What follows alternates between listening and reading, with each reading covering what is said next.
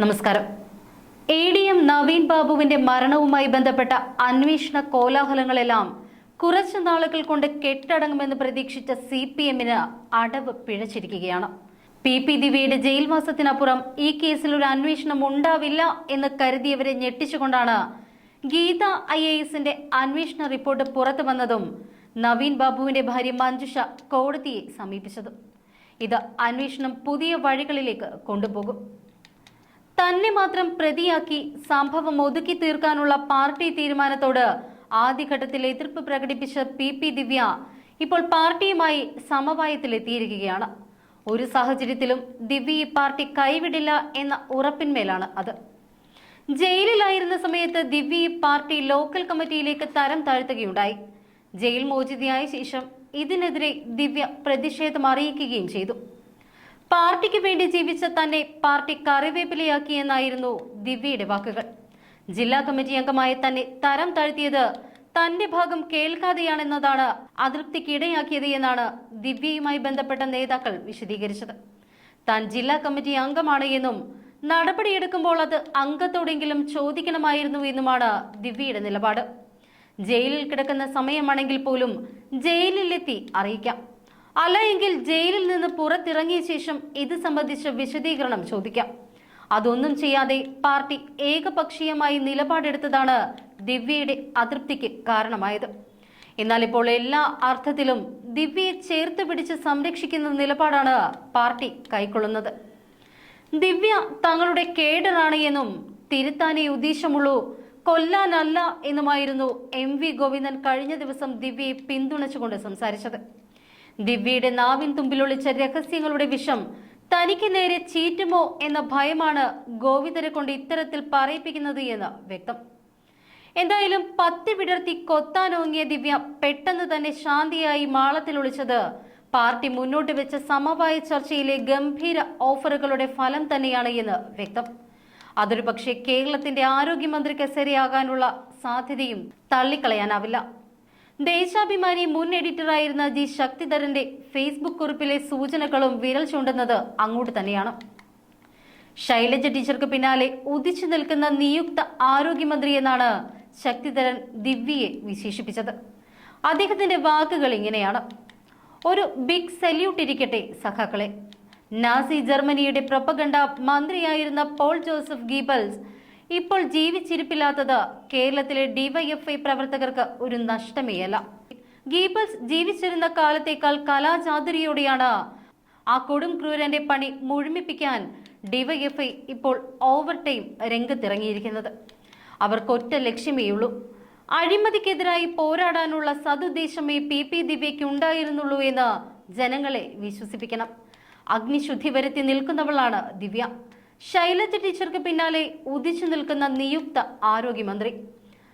1968 സപ്തകക്ഷി മന്ത്രിസഭയുടെ കാലത്ത് തെരുവ് തോറും അന്നത്തെ മുഖ്യമന്ത്രി EMS-നെ ലക്ഷ്യം വെച്ച് മന്ത്രി MN ഗോവിന്ദൻ നായർ പ്രസംഗിച്ചു നടന്ന പ്രാസമുള്ള ചൊല്ലുണ്ട്: തനിക്കെതിരെ മണ്ണൂത്തി കാർഷിക സർവകലാശാലയ്ക്ക് ഭൂമി ഏറ്റെടുത്തതിന്റെ പേരിൽ EMS ആരോപണം ഉന്നയിക്കുന്നത് എടുക്കാത്ത ഭൂമിക്കും കൊടുക്കാത്ത പണത്തിനും പേരിലുള്ള ആരോപണമെന്നായിരുന്നു MN പറഞ്ഞു നടന്നത്.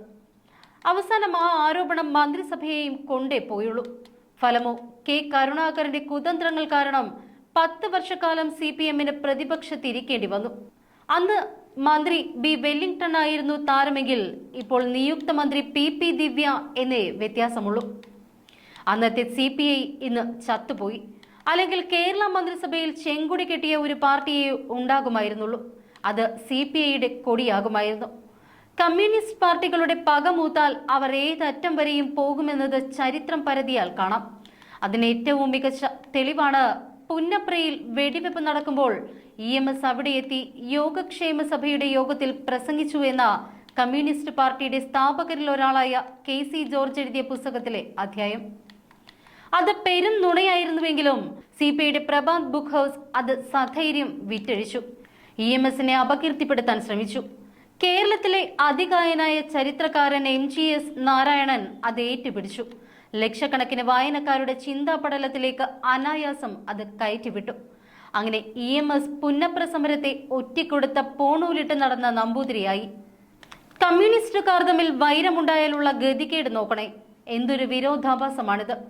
നവീൻ ബാബുവിനെ ഇകഴ്ത്തി കാണിക്കാൻ ഡിവൈഎഫ്ഐ ഗീബൽസിന്റെ ശിഷ്യത്വം സ്വീകരിച്ച ദിവ്യയുടെ കൊട്ടേഷൻ ഏറ്റെടുക്കുമ്പോഴും ലക്ഷ്യം മറ്റൊന്നല്ല.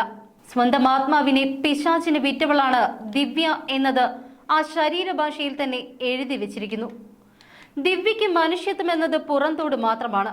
ആ ശിഷ്യത്വം നേടിയത് പാലക്കാട് NN കൃഷ്ണദാസിൽ നിന്നാകാനാണ് സാധ്യത.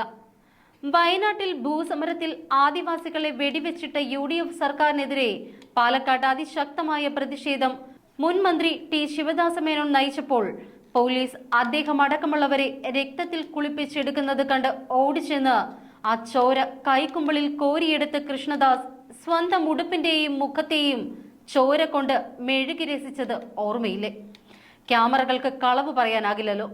എന്തായാലും ആ കുശാഗ്രബുദ്ധി തന്നെയാണ് ഇപ്പോൾ ഇഷ്ടഭോജിയായ പട്ടിയിറച്ചിയുമായി ഇറങ്ങിയിരിക്കുന്നത്. ഏതായാലും വിയറ്റ്നാം യുദ്ധകാലത്ത് ബോംബിങ്ങിനിടയിൽ എല്ലാം നഷ്ടപ്പെട്ട് തെരുവിലൂടെ ഓടുന്ന ബാലികയുടെ ദൃശ്യം നിക്കൂട്ടെടുത്ത് പുലിറ്റ്സർ സമ്മാനം നേടിപ്പോയത് കൊണ്ട് മാത്രമാകാം കൃഷ്ണദാസിന്റെ ആ ദൃശ്യം ഒരു ക്യാമറയിലും സമ്മാനത്തിന് പരിഗണിക്കപ്പെടാതെ പോയത്. എന്തായാലും ദിവ്യയും ഒരു വീഡിയോഗ്രാഫറെയും കൊണ്ട് തന്നെയാണല്ലോ ഇറങ്ങി പുറപ്പെട്ടത്. എല്ലാം രണ്ടറ്റ പോക്ക് തന്നെ. 2014 മാർച്ചിൽ നിക്കൂട്ട് കേരളത്തിൽ വന്നിരുന്നുവെങ്കിലും ഇറച്ചിക്കടയ്ക്ക് അന്ന് അവധി ദിവസമായിരുന്നല്ലോ. അതുകൊണ്ട് കൃഷ്ണദാസിന്റെ പട്ടിത്തുടൽ കാലിയായി കിടന്നു. ഒരു ചൊല്ലുണ്ടല്ലോ, a dog can bark at a man but cannot bite it. Naveen ബാബുവിന്റെ അഴിമതിയുടെയും ദിവ്യയുടെ ത്യാഗത്തിന്റെയും ഊറ്റം ഏത് തന്മാത്രയിൽ വേണമെന്ന് ഡിവൈഎഫ്ഐ പറയും. കരളലിയാതെ ക്രൂരതകൾ കാണിക്കാനുള്ള പ്രത്യേക പരിശീലനം ലഭിച്ചവരാണ് കണ്ണൂരിലെ കമ്മ്യൂണിസ്റ്റുകാർ. നവീൻ ബാബു കോഴ വാങ്ങിയത് പുറത്തായതുകൊണ്ടാണ് തൂങ്ങി മരിച്ചത് എന്ന് ജനങ്ങളെ വിശ്വസിപ്പിക്കണം. ദിവ്യ ആ അഴിമതി കണ്ടാണ് ഹൃദയം പൊട്ടി വിതുമ്പുന്നത് എന്നും ഉദ്ദേശശുദ്ധിയോടെയാണ് പുറത്തു കൊണ്ടുവന്നതെന്നും പ്രചരിപ്പിച്ചുകൊണ്ടേയിരിക്കണം.